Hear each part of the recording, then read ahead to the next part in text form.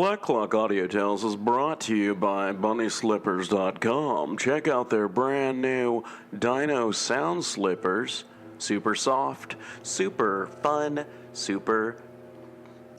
Black Clock Audio Tales is a daily podcast that reads you a story, either a chapter or two of a novel at a time or a whole short story or two.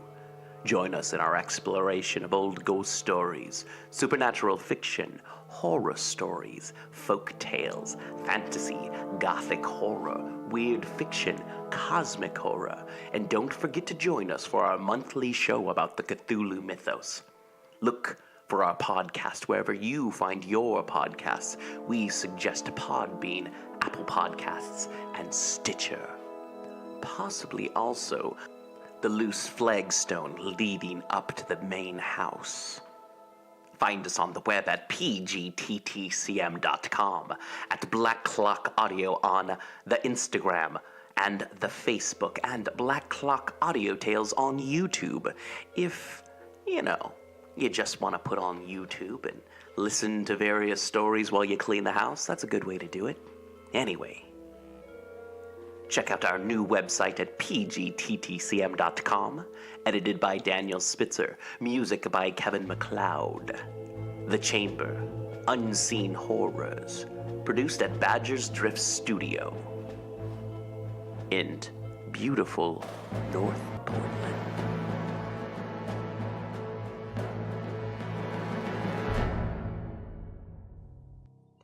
I sat one evening in my laboratory. The sun had set, and the moon was just rising from the sea.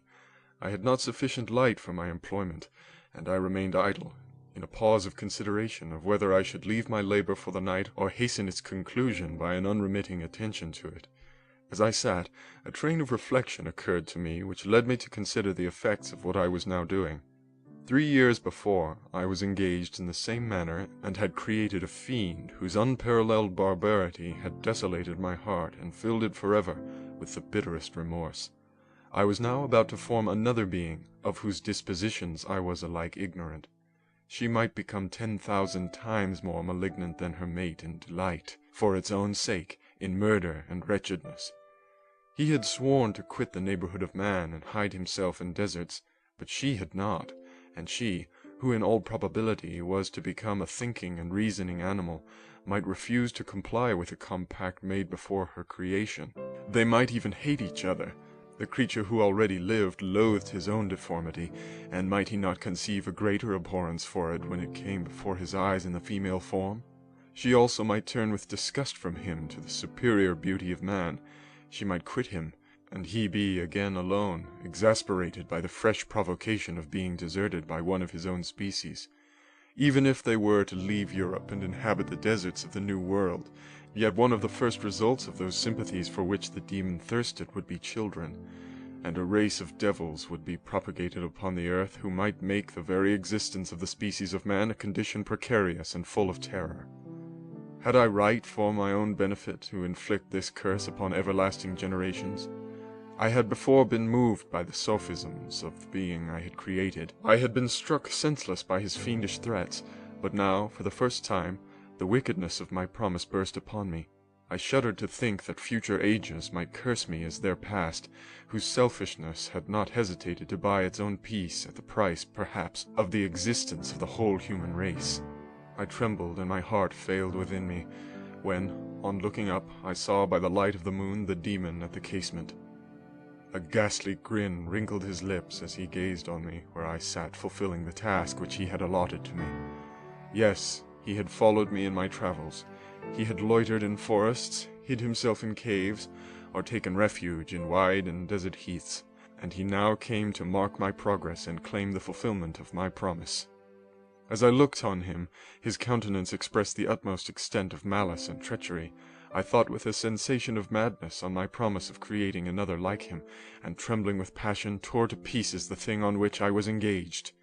The wretch saw me destroy the creature on whose future existence he depended for happiness, and with a howl of devilish despair and revenge, withdrew. I left the room, and, locking the door, made a solemn vow in my own heart never to resume my labors, and then, with trembling steps, I sought my own apartment. I was alone, None were near me to dissipate the gloom and relieve me from the sickening oppression of the most terrible reveries. Several hours passed, and I remained near the window gazing on the sea. It was almost motionless, for the winds were hushed, and all nature reposed under the eye of the quiet moon.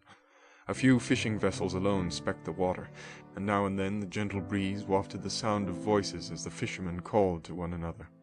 I felt the silence, although I was hardly conscious of its extreme profundity, until my ear was suddenly arrested by the paddling of oars near the shore, and a person landed close to my house.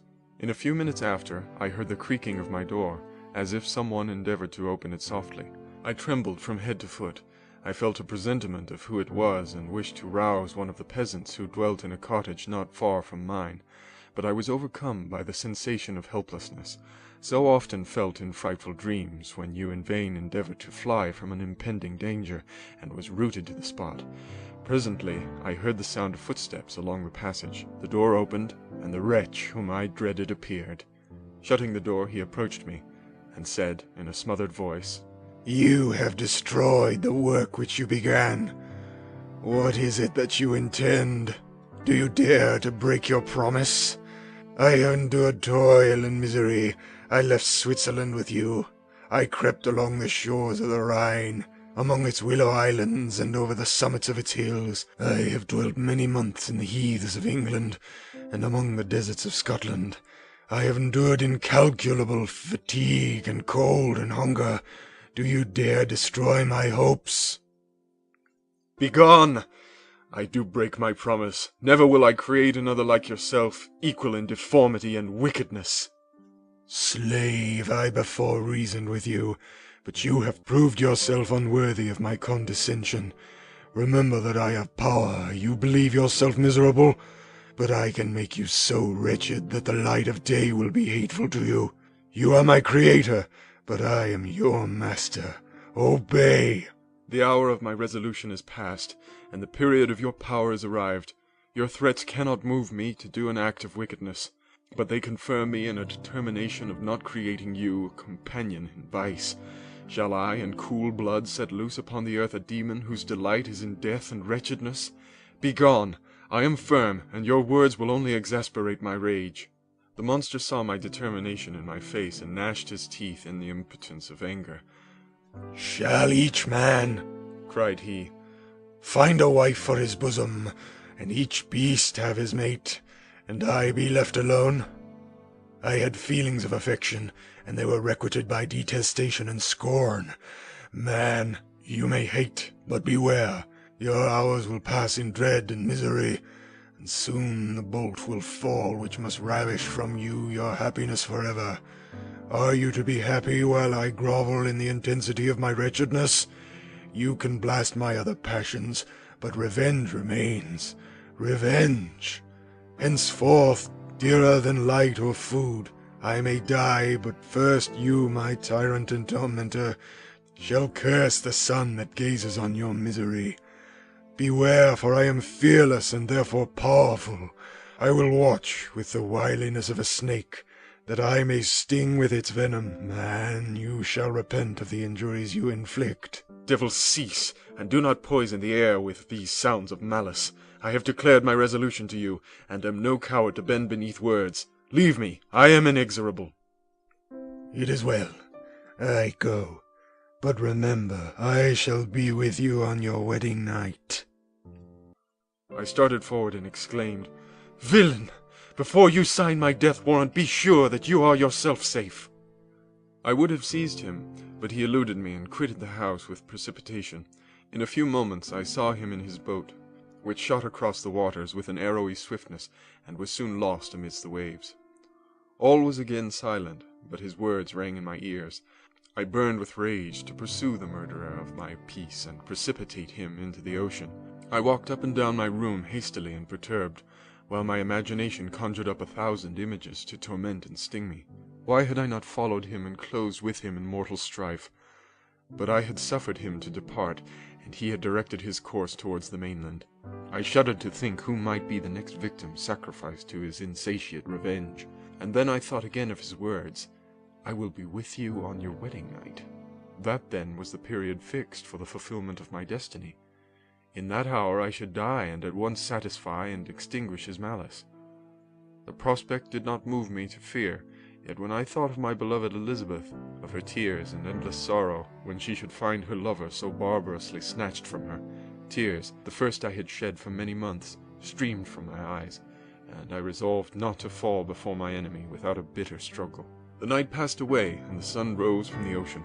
My feelings became calmer, if it may be called calmness when the violence of rage sinks into the depths of despair. I left the house, the horrid scene of the last night's contention, and walked on the beach of the sea, which I almost regarded as an insuperable barrier between me and my fellow creatures.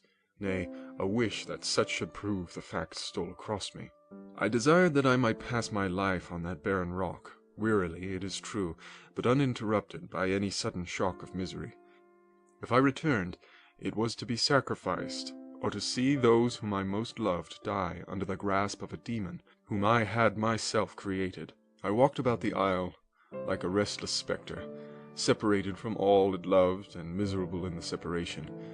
When it became noon and the sun rose higher, I lay down on the grass and was overpowered by a deep sleep. I had been awake the whole of the preceding night. My nerves were agitated, and my eyes inflamed by watching and misery. The sleep into which I now sank refreshed me, and when I awoke, I again felt as if I belonged to a race of human beings like myself, and I began to reflect upon what had passed with greater composure. Yet still the words of the fiend rang in my ears like a death knell. They appeared like a dream, yet distinct and oppressive as a reality. The sun had far descended, and I still sat on the shore, satisfying my appetite, which had become ravenous, with an oaten cake, when I saw a fishing boat land close to me, and one of the men brought me a packet. It contained letters from Geneva, and one from Clairvaux entreating me to join him. He said that he was wearing away his time fruitlessly where he was, that letters from the friends he had formed in London desired his return to complete the negotiation they had entered into for his Indian enterprise.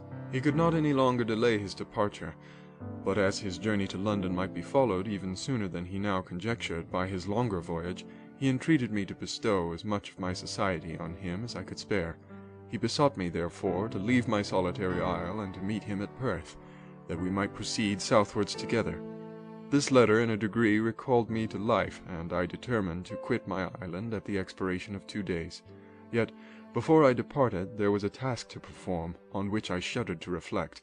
I must pack up my chemical instruments, and for that purpose I must enter the room which had been the scene of my odious work, and I must handle those utensils, the sight of which was sickening to me. The next morning, at daybreak, I summoned sufficient courage and unlocked the door of my laboratory. The remains of the half-finished creature whom I had destroyed lay scattered on the floor, and I almost felt as if I had mangled the living flesh of a human being. I paused to collect myself and then entered the chamber. With trembling hand I conveyed the instruments out of the room, but I reflected that I ought not to leave the relics of my work to excite the horror and suspicion of the peasants, and I accordingly put them into a basket with a great quantity of stones, and laying them up, determined to throw them into the sea that very night. And in the meantime I sat upon the beach, employed in cleaning and arranging my chemical apparatus. Nothing could be more complete than the alteration that had taken place in my feelings since the night of the appearance of the demon. I had before regarded my promise with a gloomy despair as a thing that, with whatever consequences, must be fulfilled, but I now felt as if a film had been taken from before my eyes, and that I for the first time saw clearly. The idea of renewing my labors did not for one instant occur to me. The threat I had heard weighed on my thoughts, but I did not reflect that a voluntary act of mine could avert it. I had resolved in my own mind that to create another like the fiend I had first made would be an act of the basest and most atrocious selfishness, and I banished from my mind every thought that could lead to a different conclusion. Between 2 and 3 in the morning the moon rose, and I then, putting my basket aboard a little skiff, sailed out about 4 miles from the shore. The scene was perfectly solitary. A few boats were returning towards land, but I sailed away from them. I felt as if I was about the commission of a dreadful crime, and avoided with shuddering anxiety any encounter with my fellow creatures. At one time the moon, which had before been clear, was suddenly overspread by a thick cloud, and I took advantage of the moment of darkness and cast my basket into the sea. I listened to the gurgling sound as it sank, and then sailed away from the spot. The sky had become clouded, but the air was pure, although chilled by the northeast breeze that was then rising. But it refreshed me and filled me with such agreeable sensations that I resolved to prolong my stay on the water, and fixing the rudder in a direct position, stretched myself at the bottom of the boat. Clouds hid the moon, everything was obscure, and I heard only the sound of the boat as its keel cut through the waves. The murmur lulled me, and in a short time I slept soundly. I do not know how long I remained in this situation, but when I awoke I found that the sun had already mounted considerably. The wind was high, and the waves continually threatened the safety of my little skiff. I found that the wind was northeast, and must have driven me far from the coast from which I had embarked. I endeavored to change my course, but quickly found that, if I again made the attempt, the boat would be instantly filled with water. Thus situated, my only resource was to drive before the wind. I confess that I felt a few sensations of terror. I had no compass with me, and was so slenderly acquainted with the geography of this part of the world that the sun was of little benefit to me. I might be driven into the wide Atlantic, and feel all the tortures of starvation, or be swallowed up in the immeasurable waters that roared and buffeted around me. I had already been out many hours, and felt the torment of a burning thirst, a prelude to my other sufferings. I looked on the heavens, which were covered by clouds that flew before the wind, only to be replaced by others. I looked upon the sea. It was to be my grave. "Fiend!" I exclaimed, "your task is already fulfilled." I thought of Elizabeth, of my father, and of Clerval, all left behind, on whom the monster might satisfy his sanguinary and merciless passions. This idea plunged me into a reverie so despairing and frightful that even now, when the scene is on the point of closing before me forever, I shudder to reflect on it. Some hours passed thus, but by degrees, as the sun declined towards the horizon, the wind died away into a gentle breeze, and the sea became free from breakers. But these gave place to a heavy swell. I felt sick and hardly able to hold the rudder, when suddenly I saw a line of high land towards the south. Almost spent, as I was, by fatigue and the dreadful suspense I endured for several hours, this sudden certainty of life rushed like a flood of warm joy to my heart, and tears gushed from my eyes. How mutable are our feelings, and how strange is that clinging love we have of life, even in the excess of misery. I constructed another sail with a part of my dress, and eagerly steered my course towards the land. It had a wild and rocky appearance, but as I approached nearer I easily perceived the traces of cultivation. I saw vessels near the shore, and found myself suddenly transported back to the neighborhood of civilized man. I carefully traced the windings of the land, and hailed a steeple which I at length saw issuing from behind a small promontory. As I was in a state of extreme debility, I resolved to sail directly towards the town, as a place where I could most easily procure nourishment. Fortunately, I had money with me. As I turned the promontory, I perceived a small, neat town, and a good harbor, which I entered, my heart bounding with joy at my unexpected escape. As I was occupied in fixing the boat and arranging the sails, several people crowded towards the spot. They seemed much surprised at my appearance, but instead of offering me any assistance, whispered together with gestures that at any other time might have produced in me a slight sensation of alarm. As it was, I merely remarked that they spoke English, and I therefore addressed them in that language. "My good friends," said I, "will you be so kind as to tell me the name of this town and inform me where I am?" "You will know that soon enough," replied a man with a hoarse voice. "Maybe you are come to a place will not prove much to your taste, but you will not be consulted as to your quarters, I promise you." I was exceedingly surprised on receiving so rude an answer from a stranger, and was also disconcerted on perceiving the frowning and angry countenances of his companions. "Why do you answer me so roughly?" I replied. "Surely it is not the custom of Englishmen to receive strangers so inhospitably." "I do not know," said the man, "what the custom of the English may be, but it is the custom of the Irish to hate villains." While this strange dialogue continued, I perceived the crowd rapidly increase. Their faces expressed a mixture of curiosity and anger, which annoyed and in some degree alarmed me. I inquired the way to the inn, but no one replied. I then moved forward, and a murmuring sound arose from the crowd as they followed and surrounded me, when an ill-looking man approached, tapped me on the shoulder, and said, "Come, sir, you must follow me to Mr. Curwen's to give an account of yourself." "Who is Mr. Curwen? Why am I to give an account of myself? Is not this a free country?" "Aye, sir, free enough for honest folks. Mr. Curwen is the magistrate. and you are to give an account of the death of a gentleman who was found murdered here last night." This answer startled me, but I presently recovered myself. I was innocent. That could easily be proved. Accordingly, I followed my conductor in silence and was led to one of the best houses in the town. I was ready to sink from fatigue and hunger, but being surrounded by a crowd, I thought it politic to rouse all my strength, that no physical debility might be construed into apprehension or conscious guilt. Little did I expect the calamity that was in a few moments to overwhelm me and extinguish in horror and despair all fear of ignominy or death.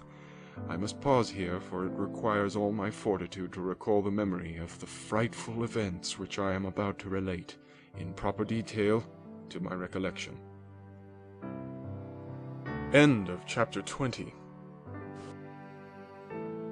I was soon introduced into the presence of the magistrate, an old benevolent man with calm and mild manners. He looked upon me, however, with some degree of severity, and then, turning towards my conductors, he asked who appeared as witnesses on this occasion. About half a dozen men came forward, and one, being selected by the magistrate, he deposed that he had been out fishing the night before with his son and brother-in-law, Daniel Nugent, when, about 10 o'clock, they observed a strong northerly blast rising, and they accordingly put in for port.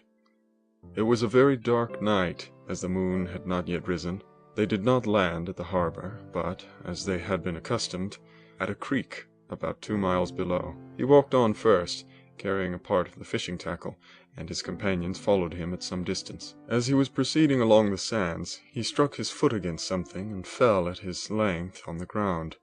His companions came up to assist him, and by the light of their lantern they found that he had fallen on the body of a man, who was to all appearance dead.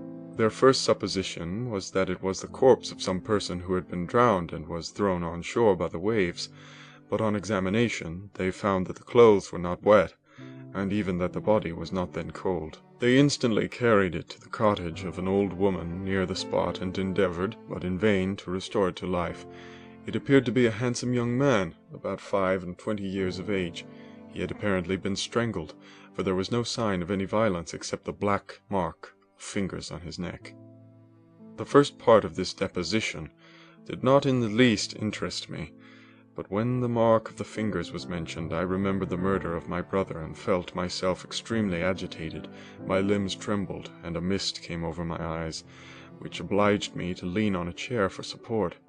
The magistrate observed me with a keen eye, and of course drew an unfavorable augury from my manner. The son confirmed his father's account, but when Daniel Nugent was called, he swore positively that just before the fall of his companion, he saw a boat with a single man in it, at a short distance from the shore, and as far as he could judge by the light of a few stars, it was the same boat in which I had just landed. A woman deposed that she lived near the beach and was standing at the door of her cottage, waiting for the return of the fisherman, about an hour before she heard of the discovery of the body, when she saw a boat with only one man in it push off from that part of the shore where the corpse was afterwards found. Another woman confirmed the account of the fisherman having brought the body into her house. It was not cold. They put it into a bed and rubbed it, and Daniel went to the town for an apothecary, but life was quite gone. Several other men were examined concerning my landing, and they agreed that, with the strong north wind that had arisen during the night, it was very probable that I had beaten about for many hours and had been obliged to return nearly to the same spot from which I had departed. Besides, they observed that it appeared that I had brought the body from another place, and it was likely that as I did not appear to know the shore, I might have put into the harbor ignorant of the distance of the town of undisclosed name from the place where I had deposited the corpse. Mr. Kerwin, on hearing this evidence, desired that I should be taken into the room where the body lay for interment, that it might be observed what effect the sight of it would produce upon me. This idea was probably suggested by the extreme agitation I had exhibited when the mode of the murder had been described. I was accordingly conducted by the magistrate and several other persons to the inn. I could not help being struck by the strange coincidences that had taken place during this eventful night, but knowing that I had been conversing with several persons in the island I had inhabited about the time that the body had been found, I was perfectly tranquil as to the consequences of the affair. I entered the room where the corpse lay, and was led up to the coffin. How can I describe my sensations in beholding it? I feel yet parched with horror, nor can I reflect on that terrible moment without shuddering in agony. The examination, the presence of the magistrate and witnesses, passed like a dream from my memory when I saw the lifeless form of Henry Clerval stretched before me. I gasped for breath, and throwing myself on the body, I exclaimed, "Have my murderous machinations deprived you also, my dearest Henry, of life? Two I have already destroyed, other victims await their destiny, but you, Clerval, my friend, my benefactor." The human frame could no longer support the agonies that I endured, and I was carried out of the room in strong convulsions. A fever succeeded to this. I lay for 2 months on the point of death. My ravings, as I afterwards heard, were frightful. I called myself the murderer of William, of Justine, and of Clerval. Sometimes I entreated my attendants to assist me in the destruction of the fiend by whom I was tormented, and at others I felt the fingers of the monster already grasping my neck, and screamed aloud with agony and terror. Fortunately, as I spoke my native language, Mr. Curwen alone understood me, but my gestures and bitter cries were sufficient to affright the other witnesses. Why did I not die, more miserable than man ever was before? Why did I not sink into forgetfulness and rest? Death snatches away many blooming children, the only hopes of their doting parents. How many brides and youthful lovers have been one day in the bloom of health and hope, and the next a prey for worms and the decay of the tomb? Of what materials was I made that I could thus resist so many shocks which, like the turning of the wheel, continually renewed the torture? But I was doomed to live, and in 2 months found myself as awaking from a dream, in a prison, stretched on a wretched bed, surrounded by jailers, turnkeys, bolts, and all the miserable apparatus of a dungeon. It was morning, I remember, when I thus awoke to understanding. I had forgotten the particulars of what had happened, and only felt as if some great misfortune had suddenly overwhelmed me. But when I looked around and saw the barred windows and the squalidness of the room in which I was, all flashed across my memory, and I groaned bitterly. This sound disturbed an old woman who was sleeping in a chair beside me. She was a hired nurse, the wife of one of the turnkeys, and her countenance expressed all those bad qualities which often characterize that class. The lines of her face were hard and rude, like that of persons accustomed to see without sympathizing in sights of misery. Her tone expressed her entire indifference. She addressed me in English, and the voice struck me as one that I had heard during my sufferings. "Are you better now, sir?" said she. I replied in the same language with a feeble voice, "I believe I am.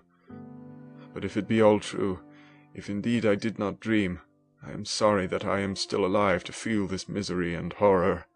"For that matter," replied the old woman, "if you mean about the gentleman you murdered, I believe that it were better for you if you were dead, for I fancy it will go hard with you. However, that's none of my business. I am sent to nurse you and get you well. I do my duty with a safe conscience. It were well if everybody did the same." I turned with loathing from the woman who could utter so unfeeling a speech to a person just saved, on the very edge of death, but I felt languid, and unable to reflect on all that had passed. The whole series of my life appeared to me as a dream. I sometimes doubted if indeed it were all true, for it never presented itself to my mind with the force of reality. As the images that floated before me became more distinct, I grew feverish. A darkness pressed around me. No one was near me who soothed me with the gentle voice of love. No dear hand supported me. The physician came and prescribed medicines, and the old woman prepared them for me, but utter carelessness was visible in the first, and expression of brutality was strongly marked in the visage of the second. Who could be interested in the fate of a murderer but the hangman who would gain his fee?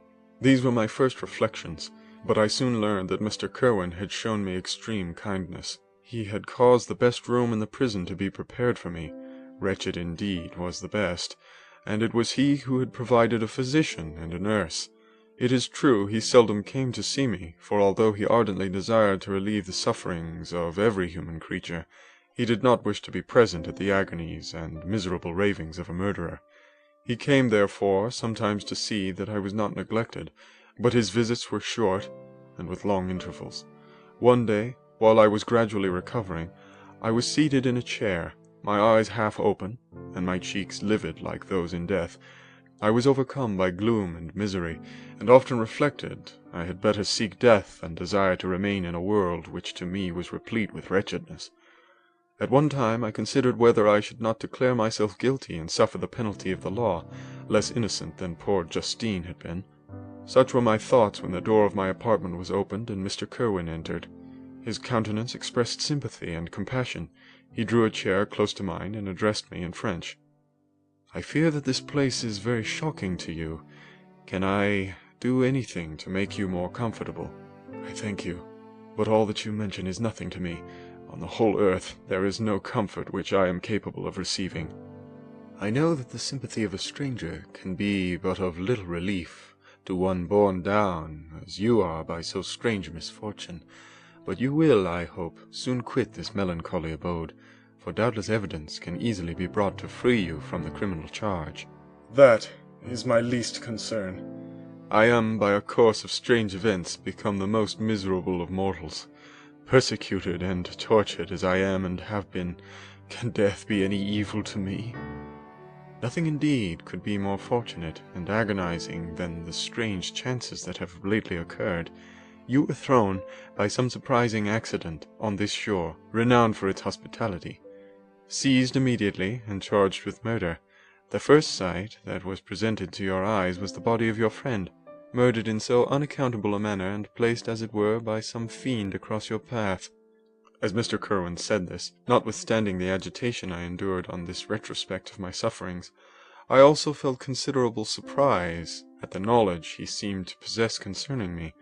I suppose some astonishment was exhibited in my countenance, for Mr. Kerwin hastened to say, "Immediately upon your being taken ill, all the papers that were on your person were brought me, and I examined them that I might discover some trace by which I could send to your relations on account of your misfortune and illness. I found several letters, and among others, one which I discovered from its commencement to be from your father. I instantly wrote to Geneva. Nearly 2 months have elapsed since the departure of my letter, but you are ill. Even now you tremble. You are unfit for agitation of any kind. This suspense is 1,000 times worse than the most horrible event. Tell me what new scene of death has been acted, and whose murder I am now to lament." "Your family is perfectly well," said Kerwin with gentleness, "and someone, a friend, is come to visit you." I know not by what chain of thought the idea presented itself, but it instantly darted into my mind that the murderer had come to mock at my misery and taunt me with the death of Clerval, as a new incitement for me to comply with his hellish desires. I put my hand before my eyes and cried out in agony, "Oh, take him away! I cannot see him. For God's sake, do not let him enter." Mr. Kerwin regarded me with a troubled countenance. He could not help regarding my exclamation as a presumption of my guilt, and said in rather a severe tone, "I should have thought, young man, that the presence of your father would have been welcome instead of inspiring such violent repugnance." "My father!" cried I, while every feature and every muscle was relaxed from anguish to pleasure. "Is my father indeed come? How kind, how very kind! But where is he? Why does he not hasten to me?" My change of manner surprised and pleased the magistrate. Perhaps he thought that my former exclamation was a momentary return of delirium, and now he instantly resumed his former benevolence. He rose and quitted the room with my nurse, and in a moment my father entered it. Nothing at this moment could have given me greater pleasure than the arrival of my father. I stretched out my hand to him and cried, "Are you then safe? And Elizabeth and Ernest?" My father calmed me with assurances of their welfare, and endeavoured, by dwelling on these subjects so interesting to my heart, to raise my desponding spirits. But he soon felt that a prison cannot be the abode of cheerfulness. "What place is this that you inhabit, my son?" said he, looking mournfully at the barred windows and wretched appearance of the room. "You travel to seek happiness, but a fatality seems to pursue you. And poor Clerval, the name of my unfortunate and murdered friend, was an agitation too great to be endured in my weak state. I shed tears. "Alas, yes, my father," replied I, "some destiny of the most horrible kind hangs over me, and I must live to fulfill it, or surely I should have died on the coffin of Henry." We were not allowed to converse for any length of time, for the precarious state of my health rendered every precaution necessary that could ensure tranquillity. Mr. Kerwin came in, and insisted that my strength should not be exhausted by too much exertion, but the appearance of my father was to me like that of my good angel, and I gradually recovered my health. As my sickness quitted me, I was absorbed by a gloomy and black melancholy that nothing could dissipate. The image of Clerval was forever before me, ghastly and murdered. More than once the agitation into which these reflections threw me made my friends dread a dangerous relapse. Alas, why did they preserve so miserable and detested a life? It was surely that I might fulfill my destiny, which is now drawing to a close. Soon, oh very soon, will death extinguish these throbbings and relieve me from the mighty weight of anguish that bears me to the dust. And in executing the award of justice, I shall also sink to rest. Then the appearance of death was distant, although the wish was ever present to my thoughts, and I often sat for hours, motionless and speechless, wishing for some mighty revolution that might bury me and my destroyer in its ruins. The season of the assizes approached. I had already been 3 months in prison, and although I was still weak and in continual danger of relapse, I was obliged to travel nearly 100 miles to the country town where the court was held. Mr. Kerwin charged himself with every care of collecting witnesses and arranging my defense. I was spared the disgrace of appearing publicly as a criminal, as the case was not brought before the court that decides on life and death. The grand jury rejected the bill, on its being proved that I was on the Orkney Islands at the hour the body of my friend was found, and a fortnight after my removal I was liberated from prison. My father was enraptured on finding me freed from the vexations of a criminal charge, that I was again allowed to breathe the fresh atmosphere and permitted to return to my native country. I did not participate in these feelings, for to me the walls of a dungeon or a palace were alike hateful. The cup of life was poisoned forever, and although the sun shone upon me, as upon the happy and gay of heart, I saw around me nothing but a dense and frightful darkness, penetrated by no light but the glimmer of 2 eyes that glared upon me.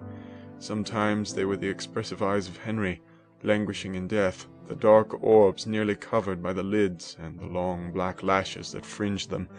Sometimes it was the watery, clouded eyes of the monster, as I first saw them in my chamber at Ingolstadt. My father tried to awaken in me the feelings of affection. He talked of Geneva, which I should soon visit, of Elizabeth and Ernest, but these words only drew deep groans from me.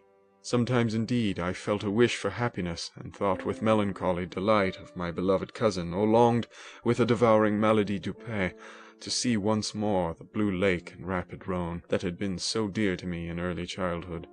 But my general state of feeling was a torpor in which prison was as welcome a residence as the divinest scene in nature, and these fits were seldom interrupted but by paroxysms of anguish and despair.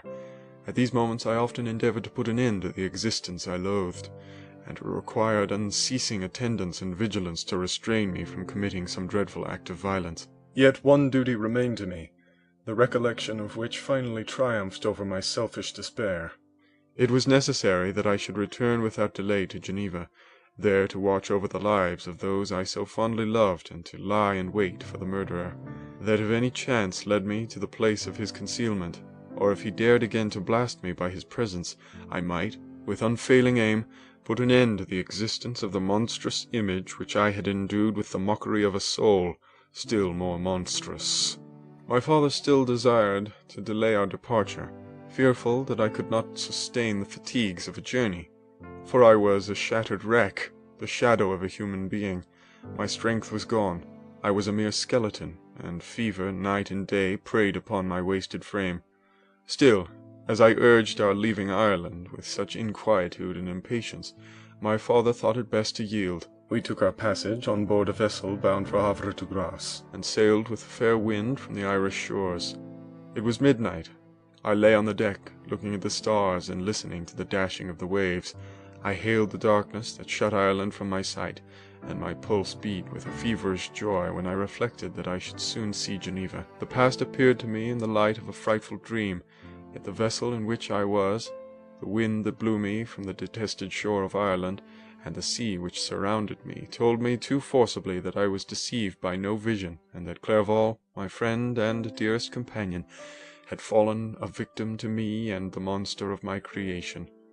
I repassed in my memory my whole life, my quiet happiness while residing with my family in Geneva, the death of my mother, and my departure for Ingolstadt. I remembered, shuddering, the mad enthusiasm that hurried me on to the creation of my hideous enemy, and I called to mind the night in which he first lived.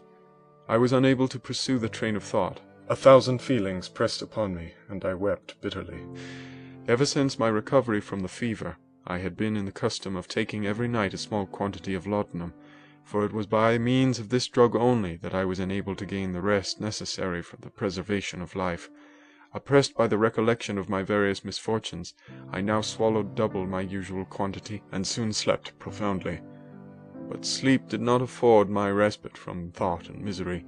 My dreams presented 1,000 objects that scared me. Towards morning I was possessed by a kind of nightmare. I felt the fiend's grasp in my neck, and could not free myself from it. Groans and cries rang in my ears. My father, who was watching over me, perceiving my restlessness, awoke me. The dashing waves were around, the cloudy sky above. The fiend was not here.